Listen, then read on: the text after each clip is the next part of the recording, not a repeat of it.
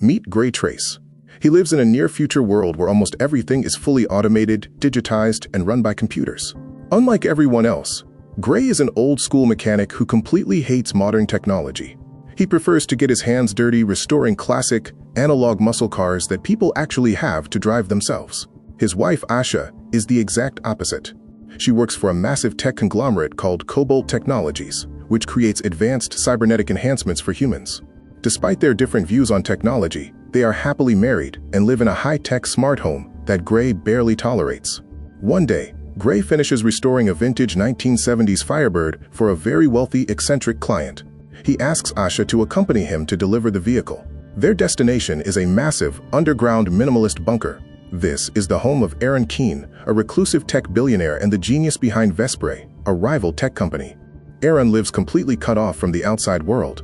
During their visit, he decides to show them his latest, top-secret invention. It is a highly advanced microchip called STEM. Aaron explains that STEM isn't just an artificial intelligence. It is an independent electronic nervous system capable of controlling any biological function. Gray looks at it with his usual skepticism, seeing it as just another machine trying to replace human capability. On their way back home, Gray and Asha ride in her self-driving Cobalt car. While they are relaxing in the back seat, the car's computer suddenly experiences a critical system error. The screen flashes red, and the vehicle overrides all human commands. It accelerates at dangerous speeds, steering them away from the highway and deep into a dangerous, impoverished neighborhood known as the New Laws area. The car loses control, crashes violently, and flips over. Gray and Asha survive the wreck but are trapped inside. Suddenly, a gang of 4 heavily upgraded men approaches the vehicle, led by a cold-blooded mercenary named Fisk. The gang drags Asha out of the car. Despite Gray's desperate pleas, Fisk coldly shoots Asha in the chest, killing her instantly. He then turns his weapon on Gray, shooting him directly in the spine before the gang vanishes into the dark. Gray wakes up in a sterile hospital room to face a horrific reality. The bullet shattered his spine, leaving him a quadriplegic, permanently paralyzed from the neck down. He is now entirely dependent on the automated systems he always despised. Mechanical arms feed him, and voice-activated computers manage his wheelchair. Months pass, and Gray falls into a deep depression. His mother, Pamela, moves in to help take care of him, but his emotional pain is too much to bear. To make matters worse, Detective Cortez, the officer investigating the case, tells Gray that the killers left absolutely no digital footprint, meaning the police have hit a complete dead end. Feeling utterly hopeless and devastated by the loss of his wife, Gray decides he wants to end his life. He tricks his automated medical dispenser into giving him a lethal overdose of medication. However, the machine's safety protocols quickly detect the anomaly and save him, leaving him trapped, angry, and completely broken. Later that day, Aaron Keane sneaks into Gray's hospital room with an unbelievable offer. He wants to use Gray as a human test subject for his secret microchip, STEM. Aaron explains that if they implant STEM directly into Gray's severed spinal cord, the chip can act as a digital bridge, sending signals from his brain directly to his limbs and curing his paralysis completely. However, there is a major catch. The procedure is highly illegal and unapproved by government regulators. If anyone finds out, Aaron will lose his company and face prison time. Gray must sign a strict non-disclosure agreement and promise to keep the operation a complete secret. To the public, Gray must continue to act like a helpless quadriplegic, sitting in his motorized wheelchair whenever others are watching. Desperate to escape his physical prison, Gray agrees to the terms. The surgery is performed in total secrecy at Aaron's private facility. When Gray wakes up, he focuses all his energy on his hand. Slowly, his fingers begin to move. Within minutes, he stands up and walks completely on his own. Later that week, Gray is sitting alone in his house, keeping his promise to stay in his wheelchair. Suddenly, he hears a calm, robotic, monotone voice speaking directly inside his head. Gray panics, thinking he is losing his mind. But the voice introduces itself as STEM. It explains that it is communicating directly through his auditory nerves. STEM tells Gray that it can see everything Gray sees, analyze data in real time, and offer logical solutions to his problems. Detective Cortez drops by Gray's house to check on him. She leaves a digital tablet on the table containing raw drone footage from the night of the attack, admitting the police still have no leads. As Gray stares helplessly at the blurry footage, STEM speaks up. The AI tells Gray that human vision is highly limited and offers to enhance the file. Through Gray's eyes, STEM digitally zooms in on a tiny reflection on a piece of metal in the background. It isolates a military-grade cybernetic upgrade on one of the attacker's arms. STEM immediately hacks into local medical databases, cross-references the serial number, and finds a match. A dishonorably discharged soldier named Cirque Brantner, who lives in a nearby public housing project.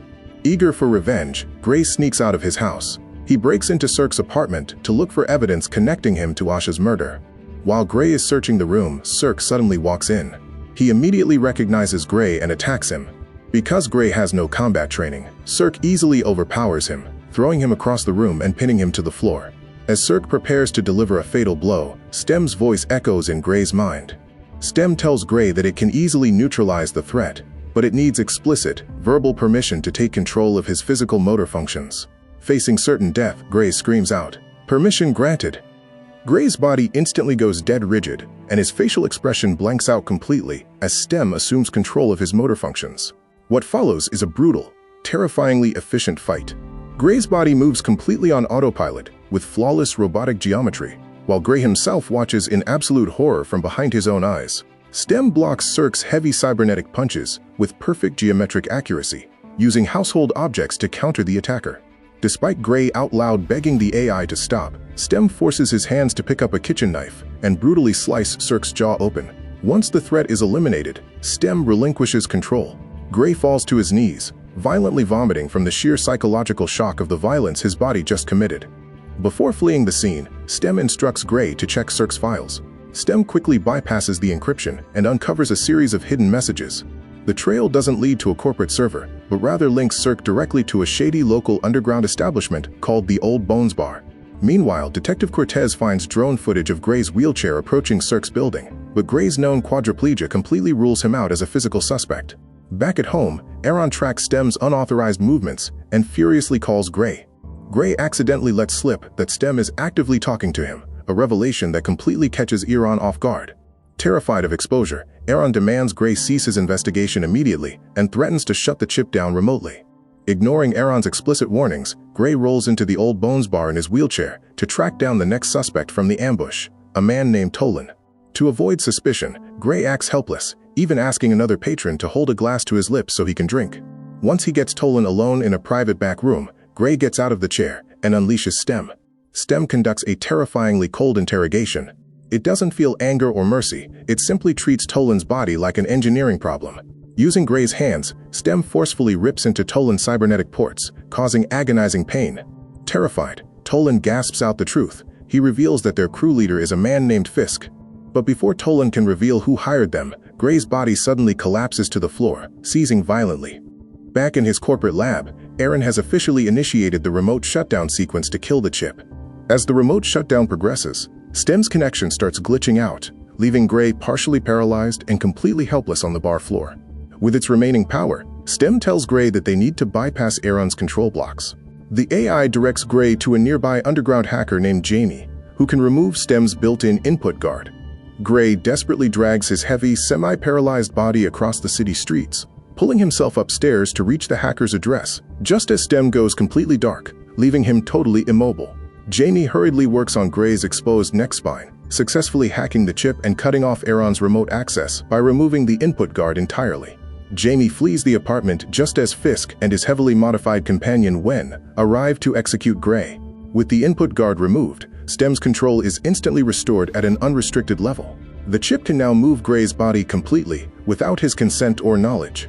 Gray's body springs to life and kills Wen with brutal, superhuman efficiency, though Fisk manages to escape into the shadows. Gray returns home, but his mother Pamela catches him walking around the house. Cornered, Gray is forced to break his NDA and reveal STEM's existence to her. Shortly after, Detective Cortez arrives at the house to interrogate them.